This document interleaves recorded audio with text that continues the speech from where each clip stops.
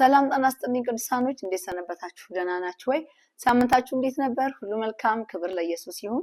ያ መልካም ሳምንት አሳልፈናል። ኢየሱስ ክርስቶስ ጌታ በሱ ጥበቃ በሱ ቅጥር ውስጥ እየኖርን እግዚአብሔርን እያመሰገንን አለን። ክብር ለኢየሱስ ይሁን። እግዚአብሔር ይመስገን። ጌታን እጅግ አድርጌ አመሰግናለሁ ወገኖቼ። ዛሬ ደግሞ የምናየው ቃል ባለፈው ሳምንት ላይ ተናግሬ ነበረ። በዘይት ላይ አድርጋችሁ ጸልዩ ብዬ ተናግሬ ነበር። ያው እንግዲህ ብዙዎቻችሁ መልስ ሰጣችሁኛል። እግዚአብሔር አብዝቶ ይባርካችሁ፣ ተባረኩ። በሰውነታችሁ ምልክቱን አይታችኋል፣ እግዚአብሔር አሳይቷችኋል። በጣም ደስ ያለኝ በቤታችሁ ይሄን ጸሎት በመጸለይ እግዚአብሔርን መንፈስ በሰውነታችሁ ላይ ማየት በጣም እንደዚህ መታደል የለም። ጌታን እጅግ አድርገን እናመሰግናለን። መንፈስ ቅዱስ ይባረክ። ስለዚህ በሁሉ ደስ ብሎኛል። መልእክት የጻፋችሁልንም ሰዎች እግዚአብሔር ይባርካችሁ፣ ያመሰገናችሁኝም ሰዎች እግዚአብሔር አብዝቶ ይባርካችሁ። እግዚአብሔር ዘመናችሁን ይባርክ። የምትቆጡም እግዚአብሔር ይባርካችሁ፣ ተባረኩ። ሁሉንም መቀበል መልካም ስለሆነ በኢየሱስ ስም እናመሰግናለን። ተባረኩልን። ዛሬ ደግሞ የመጣሁት እንግዲህ የሉቃስ ወንጌል ምዕራፍ 19ን እሱን ደግሞ አይተን እንደዛው እንደባለፈው ሳምንት ጸሎት እናደርጋለን፣ እንጀምራለን ጸሎቱን ማለት ነው። ኢየሱስ ክርስቶስ ጌታ ያድናል፣ ደግሞ ይታደጋል። ቃሉን አናነበውና በቃሉ አብረን እንጸልያለን። በጌታችን በኢየሱስ ክርስቶስ ስም አነበዋለሁ። ኢየሱስም ወደ ኢያሪኮ ገብቶ በዚያ አልፎ ይሄድ ነበረ። ስሙ ዘኬዎስ የተባለ አንድ ሰው በዚያ ነበረ። ዋና ቀራጭም ሰብሳቢና ሀብታም ነበረ። እርሱም ኢየሱስን የተባለው የትኛው እንደሆነ ሊያየው ይፈልገው ነበር። ቁመቱም አጭር ነበርና ከሕዝቡ ብዛት የተነሳ ሊያየው አልቻለም። ኢየሱስም በዚያ መንገድ ያልፍ ስለነበር ሊያየው ወደፊት ሮጦ አንድ ሾላ ዛፍ ላይ ወጣ። ኢየሱስም እዛ ቦታ ሲደርስ ቀና ብሎ ዘኬዎስ ሆይ ዛሬ በቤት መዋል ይገባኛል፣ ፈጥነ ውረድ አለው። እርሱም ፈጥኖ ወረደ፣ በደስታም ተቀበለው። በዚያም የነበሩ ሰዎች ይህን አይተው ከኃጢአተኛ ቤት ገብቶ ሊስተናገድ ነውን በማለት ሁሉም ማንጎራጎር ጀመሩ። ዘኬዎስ ግን ቆሞ ጌታ ሆይ እነሆ ካለኝ ሁሉ ሀብት ሁሉ ግማሹን ለድሆች እሰጣለሁ፣ ማንንም በሐሰት ከስሼ እንደሆነ 4 እጥፍ አድርጌ እመልሳለሁ አለ። ኢየሱስም እንዲህ አለ፣ ይህ ሰው ደግሞ የአብርሃም ልጅ ነውና ስለሆነ ዛሬ መዳን ወደዚህ ቤት መጥቷል። ምክንያቱም የሰው ልጅ የጠፋውን ሊፈልግ ሊያድን ነውና ይላል። ጌታ ለዘላለም የተባረከ ይሁን። ክብር ለኢየሱስ ይሁን። ለቃሉ አብረን እንጸልይ። እግዚአብሔር አምላክ አንተ ጻድቅ ነህ፣ አንተ ኃያል ነህ፣ ስምህ ይባረክ። ጌታ ኢየሱስ ክርስቶስ ሆይ ዛሬ ደግሞ በዚህ ቤት በእኛ ቤት ውስጥ አዲስ ምዕራፍ ትጀምራለህ። እናመሰግንሃል እግዚአብሔር። ክብር ላንተ፣ ምስጋና ላንተ፣ አምልኮ ላንተ ይሁን። ኃይልህ ከሰማይ ይምጣ። የዘኬዎስ አምላክ ወደኛ ቤት ስለምትገባ ዛሬ ከኛ ጋር ራት ስለምትበላ ደግሞ አብረን ስለምትሆን እጅግ አድርገን እናመሰግንሃለን። እግዚአብሔር በዘላለም ጥበቃ የምትጠብቀን የማትጥለን የማትተወን ጌታ ሆይ እጅግ አድርገን እናመሰግንሃለን። ዛሬም በተለየ ክብር በተለየ መንፈስ ወደ እያንዳንዳችን ትመጣለህ። ክብር ላንተ ይሁን ጌታ ሆይ። ከልምምዳችን ውጭ ወደኛ ትመጣለህ፣ ከምናውቀው ውጭ ወደኛ ትመጣለህ፣ ተአምራት ታደርጋለህ። እጅግ አድርገን እናመሰግንሃለን። ተባረክ፣ ከፍ በልልን፣ በልጅ በኢየሱስ ስም አሜን። ቅዱሳኖች እግዚአብሔር የተባረከ ይሁን። ክብር ለኢየሱስ ይሁን። እዚህ ቦታ ላይ የምንመለከተው ዘኬዎስ የሚባል ሰው እናያለን። የሉቃስ ወንጌል ምዕራፍ 19 ላይ የምንመለከተው ይሄንን ሰው ነው። ዘኬዎስ የሚባለው ሰው የቀራጮች አለቃ ብሎ ይለዋል እና ባለሀብት ነው። ሀብት አለው፣ ዝና አለው፣ እውቀት አለው። ግን ደግሞ በክርስትናው ዓለም ውስጥ ኃጢአተኛ ከሚባሉት መካከል አንዱ ነው፣ ወይም ደግሞ የበላይ ነው። ስለዚህ በእንደዚህ መልኩ የሚኖር ሰው ነው እና ኢየሱስ ክርስቶስን ዝናውን ሰምቷል። በቤተ መንግስት የኢየሱስ ክርስቶስ ዝና በኃይል ወጥቶ ይሰማ ነበር። የኢየሱስ ዝና ያልተሰማበት ቦታ የለም። ምክንያቱም ጌታ ኢየሱስ ክርስቶስ በሚሄድበት ቦታ ሁሉ ሰዎች ይፈወሳሉ፣ ደግሞ ይድናሉ። ደግሞ ተአምራት፣ የሚገርም ተአምራት ተደርጎ የማይታወቅ ተአምራት ይደረጋል። ስለዚህ ሰው ሁሉ የኢየሱስን ዝና አውጥቶ ያወራ ነበር እና ጌታ ኢየሱስ ክርስቶስ እየዞረ ያገለግል ነበር። በከተማቸው ውስጥ በየቦታው እየዞረ አንድም ለአንድም ሰው ከፍተኛ አገልግሎት ያደርጋል፣ ለሁለትም ሰው ከፍተኛ አገልግሎት ያደርጋል፣ ለብዙ ሰዎችም ከፍተኛ አገልግሎት ያደርጋል። ኢየሱስ ክርስቶስ ሰብስቦ ይዟቸው የሚሄደውን የሚያገለግላቸውን ህዝብ ቁጭ አድርጎ ቃሉን ካስተማረ በኋላ የሚበሉትን ነገር ሰጥቶ የስጋ መብልም አብልቶ የመንፈስንም ደግሞ ምግብ መግቦ ነው የሚመልሰው። ይሄ በደንብ አድርጎ በከተማው ላይ ታውቋል። እንደኛ ዘመን አይደለም። እንደኛ ዘመን ያለንን የምናራግፍበት ሳይሆን ውስጣችን ያለውን ቆሻሻ ነገር በማራገፍ ባዶ የሆነውን ነገር ደግሞ በስጋ ያለው ነገር በመሙላት በወንጌል ውስጥ በእሳት ውስጥ ደግሞ እንድንሄድ በማድረግ የተለየ አገልግሎት ኢየሱስ ክርስቶስ ያገለገለ በምድራችን ላይ ተንቀሳቅሶ ነበር። በዛን ጊዜ እንግዲህ ዘኬዎስ የሚባል ሰው ይሄ የነገስታት ውስጥ ቢሮ ውስጥ የሚሰራ ወይም ደግሞ የገንዘብ ሚኒስተር ሆኖ የሚያገለግል ሰው የኢየሱስ ክርስቶስን ዝና ሰምቶ ነበር። ወገኖቼ የሰማው ዝና የሚገርም ዝና ነው። ስለዚህ ይሄን ሰው ማየት ፈልጋለሁ ብሎ በልቡ አስቦ ነበር። ማየት ነው የፈለገው። ጌታ ኢየሱስ ክርስቶስን ማየት ፈልጎ ነበር። ስለዚህ ወደ ኢያሪኮ ያልፋል የሚባለውን ወሬ ድንገት ሰማ ይላል። ኢየሱስ ሲሄድ ድንገት እንደሚሄድ ወሬው ሰማ። ይሄን ወሬ ምናልባት እዛ አካባቢ ጋር ያሉ ቅዱሳኖች ይሆናሉ የነገሩት፣ አናውቅም። ግን ሰማ። የሰማውን ድምፅ ወዲያውኑ ወደ ሰውነቱ አዋሃደ። እንዲህ አለ፣ ይሄን ሰው ማየት አለብኝ አለ። ሰውየው ብዙ መጋረጃ አለበት። መጋረጃው የመጀመሪያው ገንዘብ፣ ሀብት ያለው ሰው ኢየሱስ ክርስቶስን ሊከተል አይችልም። ምክንያቱም ስሜ ይጠፋል ብሎ ይፈራል። እንደዚህና እንዲህ ነው ብሎ ሊያስብ ይችላል። ሰውየው ባለ ሀብት ነው፣ ገንዘብ አለው። ሁለተኛ ነገስታት ነው፣ ከነገስታቶቹ መካከል እንደ አንዱ ነው። ይሄም ደግሞ ወደ ኢየሱስ ሊያመጣው አይችልም። ሶስተኛው ሰውየው ብር አለው፣ በጣም ባለ ሀብት ነው። ዘኬዎስ ሀብታም የሆነ ሰው ነው። ይሄም ደግሞ ትልቁ መጋረጃ ነው፣ ሊመጣ አይችልም። አራተኛው ደግሞ የቀራጮች አለቃ ይሏል። በቅድስና ወይም ደግሞ በክርስትና ሃይማኖት ውስጥ ሰውየው ቀራጭ ተብሎ ከሚታሰቡት ኃጢአተኛ ከሚባሉት መካከል አንዱ ነው። ይሄም ትልቅ መጋረጃ ነው፣ መምጣት አይችልም። ይሄን ሁሉ መጋረጃዎች ሰብስቦ ቀደደ። ዘኬዎስ በቃ እስኪ ይሄ ኢየሱስ የሚባለውን ሊየው አለ። ምክንያቱ ምናልባት ዝናውን የሰማው እነ ማርያምን ነፃ እንዳወጣ የሰማ ይመስለኛል። ኃጢአተኞች መንደር በብዙ እንደሚሄድ የሰማ ይመስለኛል ዘኬዎስ። ስለዚህ ጌታ ኢየሱስ ክርስቶስን ለማየት ወሰነ። ውሳኔው የሚገርም ውሳኔ ነው። ቀጥታ የወሰነው ውሳኔው ስጋ ሲያለብሰው እናያለን። ሄደ ወዴት? ወደ ኢየሱስ። ሰውየው በአውሮፕላን መጥራት ኢየሱስን አይችልም ወይ? ይችላል። በፈረስ መጥራት ይችላል። በፈለገው መንገድ ኢየሱስን ወደ ቤቱ መጋበዝ ይችላል። ግን ያንን አይደለም ዘኬዎስ ያደረገው። ዘኬዎስ ያደረገው ኢየሱስን ለማየት ወስኖ ነው ሄደው። የአካባቢው ሰው ያውቀዋል፣ ማን እንደሆነ ያውቀዋል። ግን ሁሉንም ተወ። ዝናውን ተወ፣ እውቀቱን ተወ፣ ገንዘቡን ተወ፣ ኃጢአተኛ የሚባለውንም ነገር ተወ። ማንን ተከተለ? አሁን ማንን ፈለገ? ኢየሱስን። ወገኖቼ ኢየሱስ የሌለበት ባዶ ጽናጽል እንደሚጮህ ማለት ነው። ዝም ብሎ የሚጮህ ነገር ማለት ነው። ኢየሱስ ክርስቶስ የሌለበት ቤት ወና ቤት ማለት ነው። ኢየሱስ ያለበት ቤት ነው ክብር ያለው። ኢየሱስ ያለበት ህይወት አለ። ኢየሱስ ባለበት ሰላም አለ። ኢየሱስ ባለበት ረፍት አለ። ኢየሱስ ባለበት መጋረጃ አለ። ተጋርደህ ትድናለህ፣ ተሸፍነህ ትድናለህ። ከክፉ ፍላጻ ልክ እንደ ዳዊት ትድናለህ። እግዚአብሔር ጻድቅ ነው። ስለዚህ ኢየሱስን ፈለገ። እውቀቱም አላዋጣውም፣ ዝናውም አላዋጣውም፣ ገንዘቡም አላዋጣውም፣ የሚከሰስበትም ነገር አያዋጣም። ስለዚህ ኢየሱስን ፈለገ። ኢየሱስን ወደ መፈለግ ሲሄድ ደግሞ ሌላ መጋረጃ ገጠመው። የብሉይ ኪዳን አስተማሪዎች፣ ቃሉን የሚሰነጥቁ፣ ኢየሱስን እየተከተሉ አቃቂር የሚያወጡ ግን የሚከተሉት ተከትለው የሚሄዱ ወደ መንግስቱ መግባት የማይችሉ የሚያጅቡ ኢየሱስን አብረውት ይሄዱ ነበር። እየተከተሉት ጉዞ ያደርጉ ነበር። ንግግሩን ያጣምሙ ነበር። ኢየሱስን ያዩት ነበር ወገኖቼ። ስለዚህ ጌታ ኢየሱስ ክርስቶስን ፍለጋ ሲሄድ በመንገዱ ላይ ገና ዘኬዎስ እዛ አካባቢ ጋር በደረሰ ሰዓት እነዚህ የብሉይ ኪዳን አስተማሪዎች ይሄ ሰው ወደ እነሱ ስለማይመጣ በርቀት ተመለከታቸው። መጽሐፍ ቅዱስ አጭር ይለዋል። እኔ ግን በመንፈስ ድሃ የሆኑ እግዚአብሔርን ያዩታል፣ እነሱ ብፁዓን ናቸው እግዚአብሔርን ያዩታል ይላል ማቴዎስ ምዕራፍ 5። በመንፈስ ድሃ ስለሆነ ይሄ ሰው በመንፈስ ድሃ ስለሆነ አጭር ነው ብዬ አስባለሁ። ማየት አልቻለም ይላል መጽሐፍ ቅዱስ። ኢየሱስን ለማየት ነው ሄደው፣ ግን ሊያይ አልቻለም። ስለዚህ አንድ ነገር አደረገ። አይ ወደ ቤቴ ልመለስ፣ እኔ ባለስልጣን ነኝ፣ ገንዘብ አለኝ፣ እውቀት አለኝ፣ እንደዚህ አለኝ፣ እኔ ቤቴ ማስጠራት እችላለሁ አይደለም ዘኬዎስ ያለው። ዘኬዎስ ያለው ወደፊት ነው የሮጠው ወገኖቼ። ዘኬዎስ ወደፊት ሮጠ። በአንድ ሾላ ላይ ሄዶ ወጣ። እዛ ሾላ ላይ ወጣ። ሾላው ላይ ወጥቶ ወደታች መመልከት ጀመረ። እዛ ቦታ ላይ ቆሞ ሲመለከት የናዝሬቱ ኢየሱስ ያልፋል። በቃ አለፈ ይሄ ነው ወይ ብሎ እሱ ማየት ሲጀምር ኢየሱስ ግን ጠጋለ።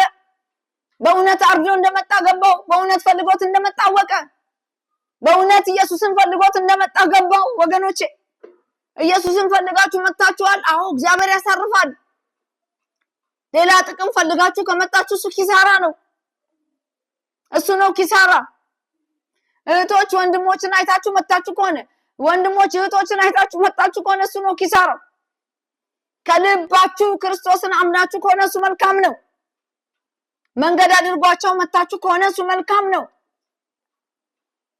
ዘኬዎስ በእውነት ነው ያረደው። ኢየሱስ ክርስቶስ ጋር አብረው የሚሄዱ ግን አርደው አይደለም የመጡት። አንድ እግራቸው ብሉይ ኪዳን ሕግ ውስጥ ነው፣ አንድ እግራቸው ደግሞ በአዲስ ኪዳን ለመግባት እየጣረ ነው።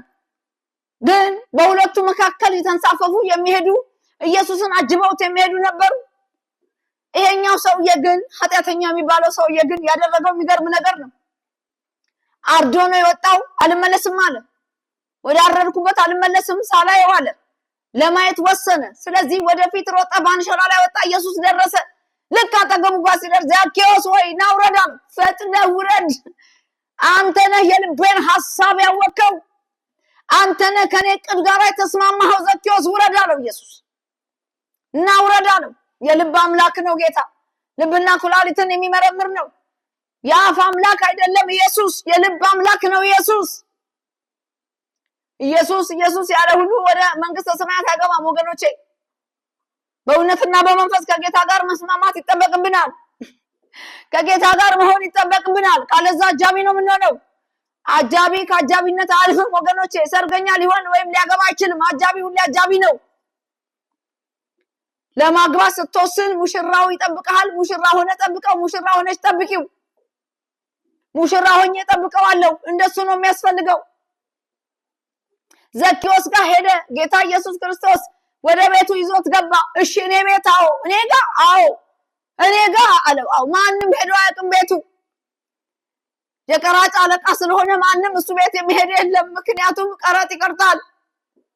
ሲቀርጥ ደግሞ በውሸት ገንዘባቸውን ይወስዳል፣ ያጭበረብራቸዋል። ቤቱን ገንብቷል፣ ፎቅ ሰርቷል፣ መኪና ይኖረዋል፣ ፕሌን ሊኖረው ይችላል፣ የተለያየ ነገር ሊኖረው ይችላል ሰውየው። በዚህም ብዙዎች የተናደዱ ይመስለኛል። ስለዚህ ነው ዘኬዎስ እኔ ቤት ነው ወይ ብሎ ያለው። እሱ ቤት ማንም ሊመጣ አይችልም። የክብር እንግዳ የሆነው ኢየሱስ ግን ዘንበል አለ። ወደ ቤታቸው ዘንበል አለ። ወደ ቤቱ ዘንበል አለ። ከሁሉ በላይ የሆነው ጌታ ዘንበል አለ። ጩኸታቸውን ሰማ፣ ለቅሷቸውን ሰማ፣ ሐዘናቸውን ሰማ። ስለዚህ ወደዚህ ቤተሰብ መጣ። ዘኬዎስ በቤቱ ሆኖ አንድ ነገር አደረገ። በቤቱ ምግብ አዘጋጅቶ ቁጭ አደረገ። ጌታ ኢየሱስ ሆይ ብሉ፣ አብራችሁ የመጣችሁትን ብሉ ብሎ አቀረበ። እዛው ቁጭ ብሎ ምን አይነት አገልጋይ ነው አሉ። ይሄ ምን አይነት አገልጋይ ይበላሉ፣ ግን ምን አይነት አገልጋይ ነው ይላሉ። ከኢየሱስ ጋር ሄደው ይበላሉ፣ ግን ምን አይነት አገልጋይ ነው? የቀራጮች ባለቤት ነው ወይ? የቀራጮች ዘመድ ነው ወይ? የቀራጮች እንትን ነው ወይ? የኃጢአተኞች እንትን ነው ወይ እያሉ ይሉታል። ግን የቀረበው ምግብ ይበላሉ። አጃቢዎች ሁልጊዜ እንደዚህ ናቸው ወገኖቼ። ከአጃቢነት ወጣ ብሎ ክርስቶስን ወደ ቤት ማስገባት እንዴት መታደል ነው! እንዴት መታደል ነው! ወደ ውስጥ ማስገባት እንዴት መታደል ነው! ክብር ለመድኃኔዓለም ይሁን፣ ክብር ለመንፈስ ቅዱስ ይሁን። ዘኬዎስ ኢየሱስ ወደ ቤቱ ከገባለት በኋላ ወዳጄ እሱ ከኢየሱስ ጋር ብቻ ነው ጉዳዩ። የሚበሉትን ሰጣቸው፣ አፋቸውን ዝም እንኳን ቢያደርጉ። ሃሌሉያ! ክብር ለመድኃኔዓለም ይሁን፣ ክብር ለመንፈስ ቅዱስ ይሁን። እንደ ጌታ ያለ ማንም የለም። ኢየሱስም በዛ ስፍራ ሲደርስ ቀና ብሎ ዘኬዎስ ወይ ዛሬ በቤት መዋል ይገባኛል፣ ፈጥኖ ውረድ አለው። እርሱም ፈጥኖ ወረደ፣ በደስታ ተቀበለው ይላል። ወደ ቤቱ ተቀብሎ አስገባው። ማንን? ጌታ ኢየሱስ ክርስቶስን ወደ ቤቱ አስገባ። ገባ። ከገባ በኋላ እንደዚህ አደረገ። ሃሌሉያ! በዛም የነበሩ ሰዎች ይህንን አይነት ከኃጢአተኛ ቤት ገብቶ እህል ይበላል እያሉ ኢየሱስ ሳይሆን እነሱ ይበላሉ። አብረው እየበሉ ግን ያሙት ነበር ኢየሱስን። ዘኬዎስ ግን ቆሞ ጌታ ሆይ እነሆ ካለኝ ሁሉ ግማሹን ለድሆች እሰጣለሁ። ማንንም ባሰት ቀምቼ ከሆነ 4 እጥፍ አድርጌ እመልሳለሁ አለ። ማንንም ባሰት ከስሼ ከሆነ 2 እጥፍ አድርጌ እመልሳለሁ፣ ወይም ያለኝ እኩሌታውን እሰጣለሁ። ማንንም በሐሰት ከስሼ ከሆነ 4 እጥፍ አድርጌ እመልሳለሁ። ይሄ ሰው የሚከስ ሰው ነው። በሐሰት የሚቀማ ሰው ነው። ምክንያቱም ሰው በኃጢአት ውስጥ ካለ ኃጢአት ልምምድ ስለሆነ ሲለማመደው እውነት ይመስለዋል ወይም ቅድስና ይመስለዋል። ኃጢአት የተለማመደ ሰው ብትጠይቁት ኃጢአት አይደለም ይሄ እግዚአብሔር ይቅር የሚል አምላክ ነው ይልሃል።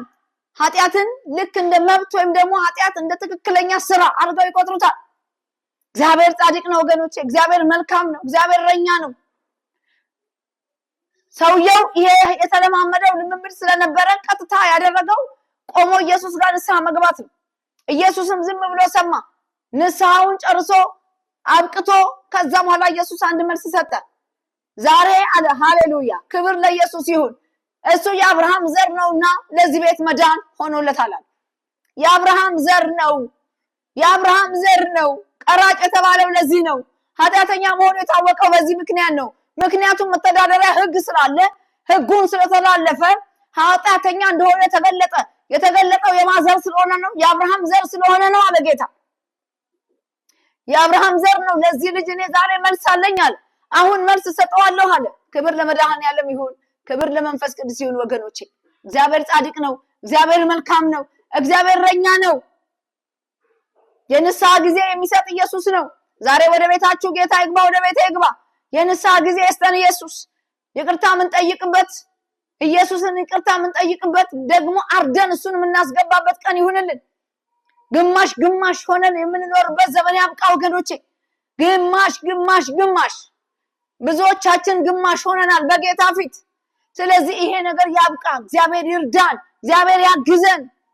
የንስሐ ጊዜ እግዚአብሔር ሰጥቶናል። በዚህ በሰጠን ጊዜ እግዚአብሔር ፊት የምንበድለውን በደል ሁሉ ይቅርታ ጠይቀን ክብሩን ተቀብለን እንኑር፣ በክብሩ እንኑር። መቼ እንደሚመጣ ኢየሱስ አናቅም። መጽሐፍ ቅዱስ እንደሚለን ከሆነ ግን አሁን በደጅ ነው ጌታ ኢየሱስ። ከመጣ ለጥያቄ መልስ ማዘጋጀት ያስፈልጋል። እነዛ ቆነጃጅቶች 10 ቆነጃጅቶች ይለዋል የእግዚአብሔር ቃል። እነዚህ ቆነጃጅቶች ልጆች 5ቱ ዘይታቸውን ጠብቀዋል እየጸለዩ እየዘመሩ። 5ቱ ግን እየዘለሉ እየጨፈሩ የለም ዘይት፣ ባዶ ናቸው። ባዶ መጫጫህ ብቻ ነው። ባዶ መጨፈር ይችላል እንጂ ማስጨፈር ይችላል እንጂ መኖር አይችልም። ወገኖቼ ለመኖር በክርስቶስ ፊት ለመኖር ዘይትን ጠብቅ፣ ዘይትሽን ጠብቂ። እግዚአብሔር የሰጠህን መክሊት ጠብቅ። መክሊትን መንዝረው፣ አብዛው፣ አባዛው እንጂ አባዢው እንጂ ማንም አይጠየቅም። የምንጠየቀው ራሳችንን። ስለዚህ ነው ዘኪዮስ ቆሞ ይሄንን ያደረገው ወገኖቼ። ሙሽራው የሆነውን ኢየሱስ ወደ ቤቱ ያስገባው ዘኪዮስ እንደዚህ ነው። ሙሽራው የገባው እሱ ሲወስን ነው፣ ወስኖ ነው።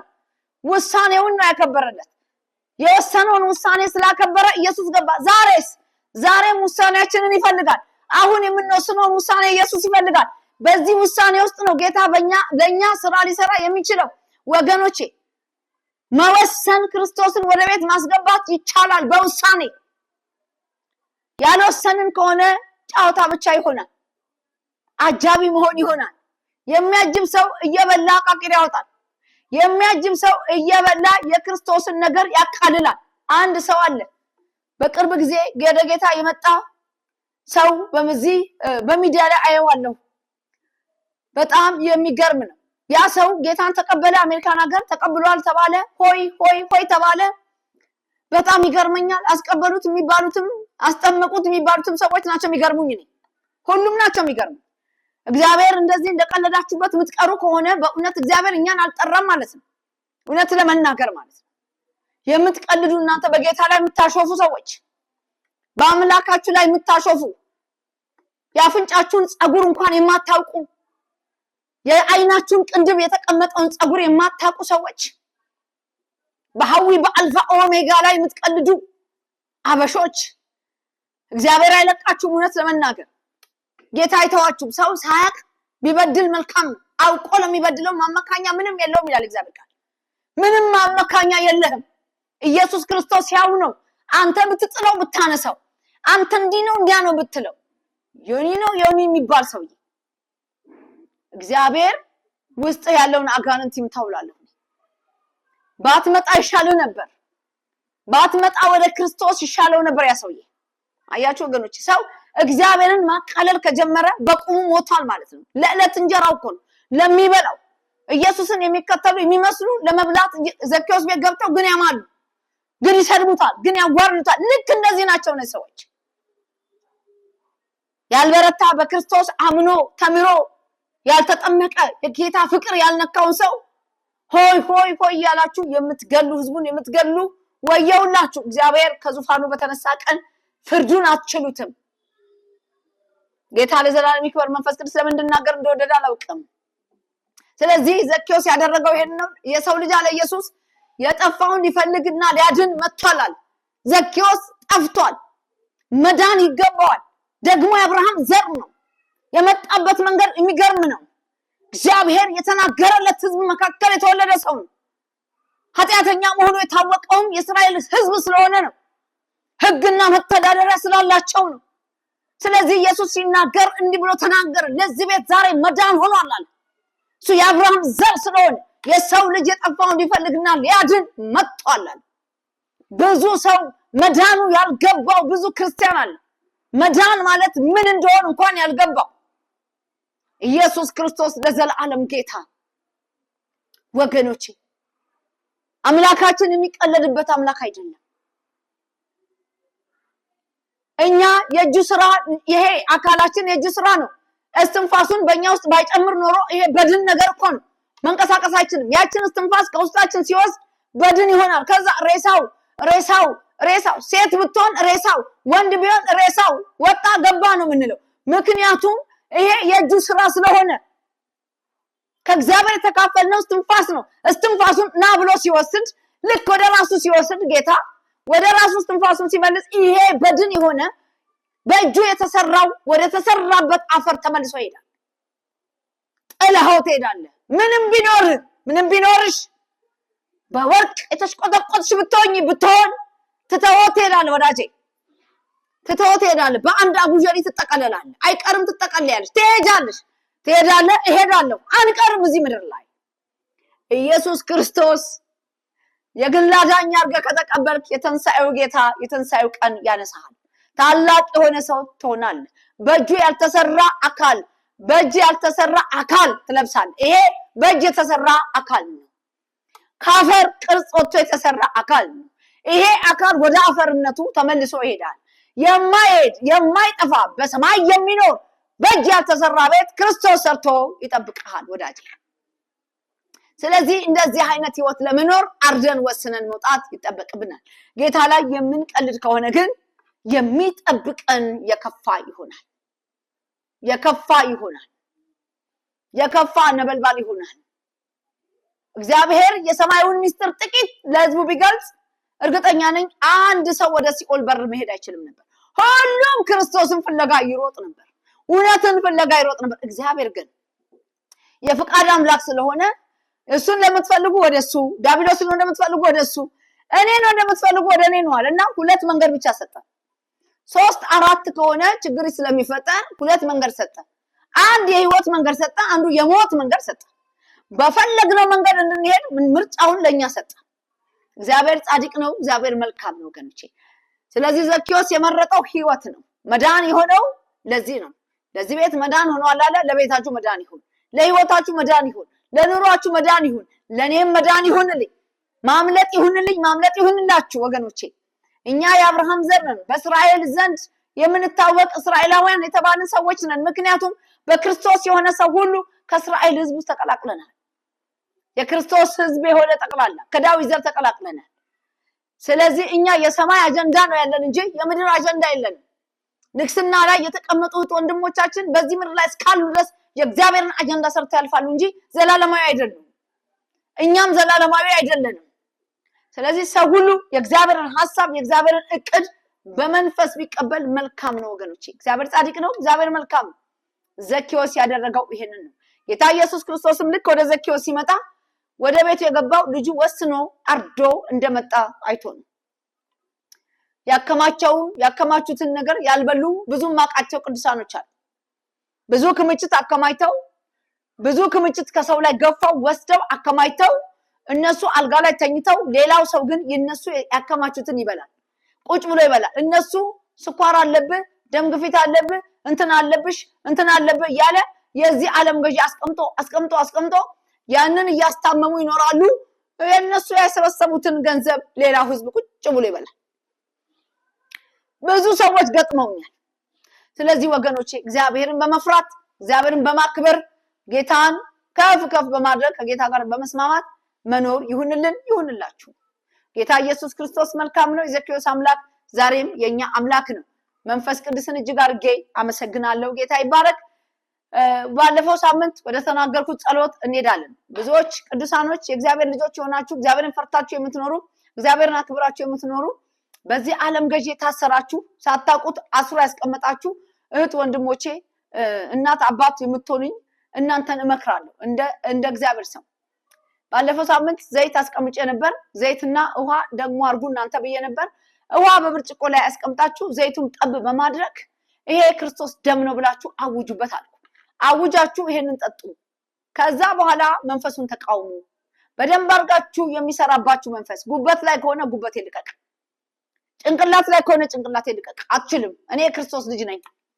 እግር ከሆነ ወገብ ቢሆን ወድቃ ቢሆን የምንበላው የምንጠጣውን የሚቀቡንን አናውቅ። ስለዚህ ብዙ ፈተናዎች አልፈን ነው እዚህ ጋር ያለነው። ይሄንን በመቃወም ከውስጣችሁ ማስወጣት ትችላላችሁ። በማባረር መጸለይ ትችላላችሁ። መንፈስ ቅዱስን ደግሞ መጋበስ ከራሴ ጸጉር እስከ እግሬ ጥፍር ድረስ ተረከበኝ መንፈስ ቅዱስ፣ አብ ያልተከለው ከውስጤ ይነቀል፣ አብ ያልተከለው ከውስጤ ይውጣ ብላችሁ ትእዛዝ መስጠት ከውስጥ መውጣት ይጀምራል። ከእጃችሁ ሲወጣ ታውቁታላችሁ። ከዚህ ውስጥ የተጎተተ በተለይ በረከት ላይ በጣም መተት ከተደረገባችሁ እዚህ ላይ መጎተት ይጀምራል እና እጃችሁ ይጠመዘዛል። አትፍሩ። ይጥላል፣ አዙሮ ይጥላል፣ ያስታውካል። ስለዚህ ይሄንን አድርጋችሁ ከተናገራችሁ በኋላ የኢየሱስን ደም መጠጣታችሁን አውጃችሁ ስጋውን መብላታችሁን አውጃችሁ ቀጥታ ትንፋስ ወደ ውስጥ ወደ ውጭ ማስወጣት ነው። አፍ በመክፈት ትንፋሽን ወደ ውስጥ ከዛ ወደ ውጭ ወደ ውስጥ ወደ ውጭ በማድረግ የመንፈስ ቅዱስን አሰራር በሰውነታችሁ ላይ እዩ። ቅዱሳኖች እግዚአብሔር ጻድቅ ነው፣ እግዚአብሔር መልካም ነው። ጌታ ኢየሱስ ክርስቶስ ተአምራትን አድርጓል። ምክንያቱም አንድ ብላቴና ጋር መጥቶ በምራቁ ጭቃ አብክቶ አይነ ስውር ጋር ጠጋ ብሎ ጭቃ በምራቁ አቦካይልና አይኑን ቀባው ይላል። ያንን የተቀባውን ልጅ ምን አለው? ሂድና በሰሊሆም ታጥበና አለው። በሰሊሆም ሄዶ ታጥቦ ሲመለስ እያየ ተመለሰ። ወገኖች የጸጋ ስጦታ የተለያየ ስለሆነ ለብዙዎች በረከት ሆኗል። ብዙዎች ከብዙ ሞት አምልጠውበታል። ብዙዎች ከታሰሩበት ተፈተዋል ከኔ ጀምሮ። ስለዚህ በዚህ ጸጋ ተጠቀሙ። እግዚአብሔር ረዳችኋል። ጌታ ያግዛችኋል። የቻለ ሰው ወደ ቤተክርስቲያኒቷ ይምጣ። ከታች ስክሪኑ ላይ የሚሄድ አድራሻ አለ። በዛ መሰረት መምጣት ትችላላችሁ። እግዚአብሔር ዘመናችሁን ይባርክ። ጌታ ኢየሱስ ይባርካችሁ። ይህን ጸሎት በዚህ በመጸለይ የእግዚአብሔር እጅ እንድታዩ በእግዚአብሔር ፍቅር እጠይቃችኋለሁ። በተለይ አልጋ ያዛችሁ ካላችሁ ጌታ ምስክሬ ነው። እግዚአብሔር በጣም በኃይልና በስልጣን ይፈውሳችኋል። እናንተ ብቻ በመንፈስ ሆናችሁ ጥሩት። ኢየሱስ ወደ ቤታችሁ ይመጣል። አምናለሁ። ስሙ ለዘላለም ብሩክ ይሁን። ስለዚህ ለዚህ ቃልና ለዚህ የእግዚአብሔር ድምጽ እጸልያለሁ። መንፈስ ቅዱስ አመሰግናለሁ ስለነበረኝ ታላቅ ጊዜ። ክብር ለዘላለም ላንተ ይሁን። ኃይል ከሰማይ ይመጣል፣ ብርታት ከአርያም ይመጣል። ጌታ ሆይ እጅግ አድርገን እናመሰግናለን። አንተ ጻድቅ ነህ፣ አንተ ኃያል ነህ፣ አንተ ብርቱ ነህ። ስምህ ብሩክ ይሁን።